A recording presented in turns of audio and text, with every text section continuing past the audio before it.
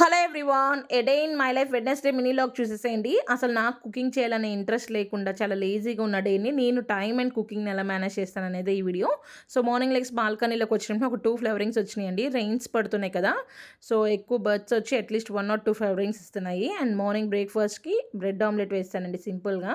లంచ్లోకి వచ్చేపటికి మా కర్రీస్ వచ్చేపటికి ముద్దపప్పు అండ్ ఆవకాయ పచ్చడి. సో ముద్దపప్పులో 1 టేబుల్ స్పూన్ ఆఫ్ గీని యాడ్ చేసుకుంటే ముద్దపప్పు అనేది మనకు చాలా కమ్మగా ఉండిద్ది. అండ్ బెస్ట్ కాంబో వచ్చేపటికి ఆవకాయ పచ్చడి అండ్ అలాగే ఎగ్ ఆమ్లెట్. అండ్ మా హస్బెండ్ ఆ రోజు గ్రాసరీస్ తీసుకొచ్చారు. ఎవ్రీ టైమ్ ఎగ్స్ని మేము నార్మల్గా తెచ్చుకోకుండా ఇలా హోల్సేల్లో బల్క్గానే తెచ్చుకుంటామండి. అండ్ అలాగే వెజిటేబుల్స్ కూడా తీసుకొచ్చారండి. కరేపాకు చూడండి చాలా ఫ్రెష్గా ఉంది. ఇలా తుంచేసి కర్రీస్లోకి వేస్తే కర్రీస్ చాలా డిఫరెంట్గా ఉంటాయి.